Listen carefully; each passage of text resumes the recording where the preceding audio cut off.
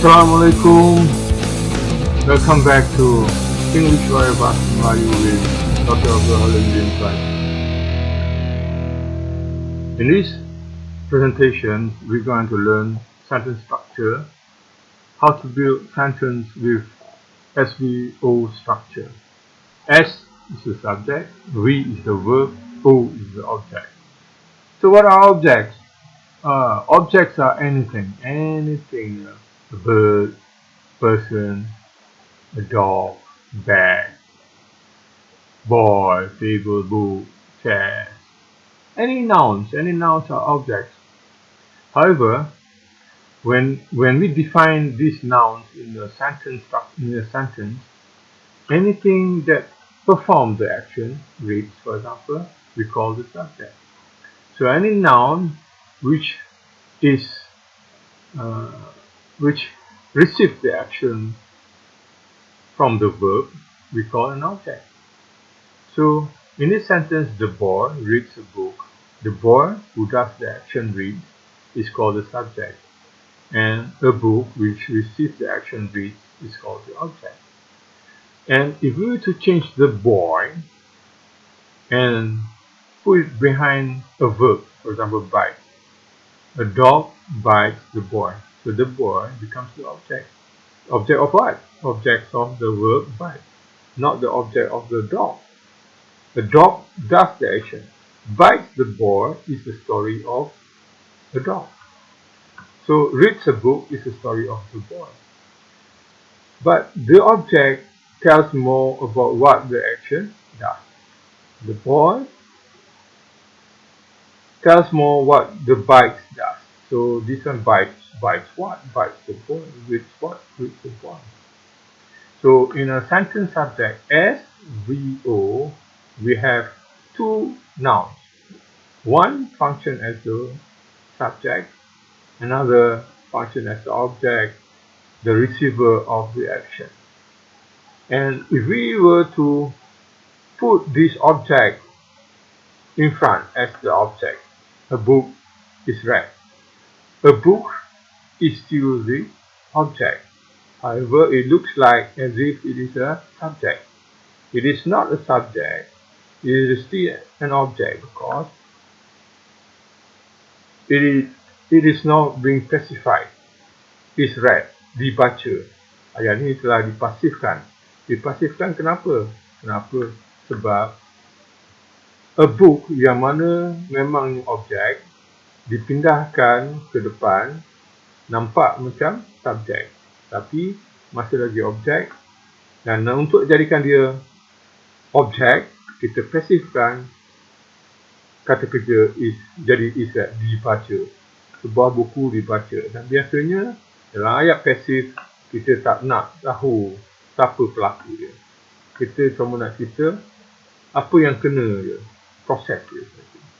Okay. So pada umumnya semua benda adalah objek. Semua objek sini adalah nama, kata nama. Tetapi dalam ayat tiap-tiap objek ini definisikan berbeza-beza. Kalau dia pelaku, kita panggil dia subjek. Kalau dia kena laku, receive the action, kita panggil dia objek. Walaupun kita letak di depan ayat, dia masih lagi objek. Nampak macam subjek, tapi kita tahu dia objek sebab kata kerja ni telah dipasifkan, is read.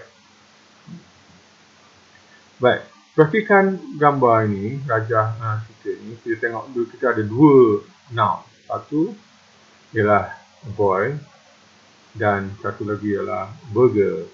So kita tengok budak ni buat apa? Makan burger. He eats a burger. Dan di sini pun satu objek, wanita ni, dan satu objek lagi, ice cream. So apakah kaitan di antara wanita ni dengan ice cream ni? Dia makan. She eats ice cream. So she is a subject dan ice cream ialah object. He is there, person who acts the action, eats, and burger ni is the receiver of the action. He eats burger. So sekiranya kalau kita letakkan ice cream ni di depan, dia masih lagi jadi objek. Tapi kita kena pasifkan kata kerja ni jadi is eaten, dimakan. Supaya juga yang ni, burger is eaten.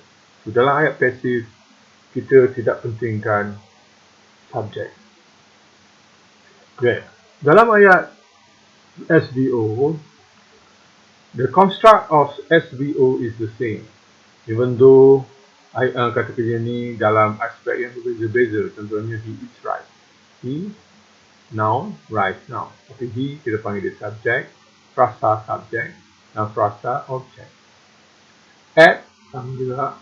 He is eating, sedang makan, penanda, is istilah penanda sedang. Tadi kita tengok is eaten, penanda pasif. So, is beri perhatian kepada is, was, kerana dia mempunyai banyak fungsi. He was eating rice. So, dari sini kita nak pentingkan ini subjek, ini objek. Ini subjek, ini verb. Ini verb. 3 perkataan ini mewakili masih sedang makan. Ini telah berhenti. Has been, masih telah. So, direct objeknya ialah rice. He ialah subjek, sebab dia yang berlaku. Baik, dalam ayat sebelum ni kita tengok ayat yang hanya mempunyai 2 perkataan. Satu, he smiles. So, ayat ini dah lengkap walaupun mempunyai 2 perkataan sebab he mewakili subjek, frasa subjek, dan smile mewakili verb. Verb adalah penting sekali dalam cerita. Jadi, sudah lengkap. Dia telah mempunyai satu idea menceritakan apa yang dia buat. Apa dia buat? He smile. Dia buat apa? Dia senyum. Dia buat apa? Makan. Kalau kita kata dia makan tadi tak lengkap. Sebab kita tanya soalan, makan apa? So, he eats rice. So, who do what? Buat apa? Ini who do what? He smile.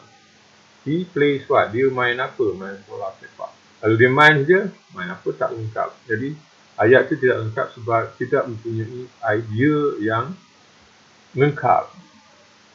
Dan kalau kita kata play, dia perlu pelengkap dengan satu lagi objek.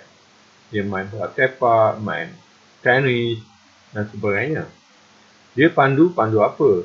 Kalau tidak ada objek, ayat ini tidak lengkap. Dalam ayat ini, SV, dia dah lengkap. Kalau kita tanya, dia buat apa? Dia senyum. Tak perlu objek. So, dalam ayat, penting sekali ialah verb. Verb yang memastikan sama ada dia perlu objek ataupun dia tak perlu objek. Baik, ayat pasif tidak akan hanya ialah untuk pengenalan ayat pasif. Kita akan bincang ayat ini dengan lebih jelas pada slide yang lain.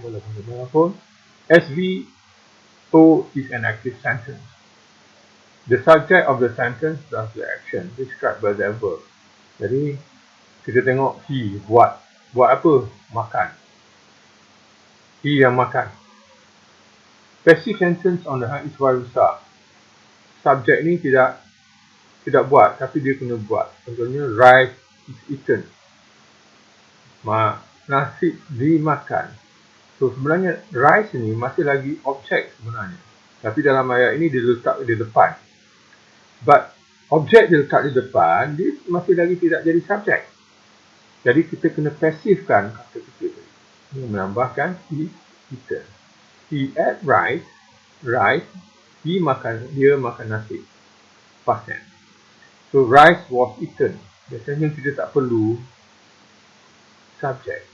Yang kita perlu ini pentingnya ialah objek. Tapi dijadikan sebagai subjek.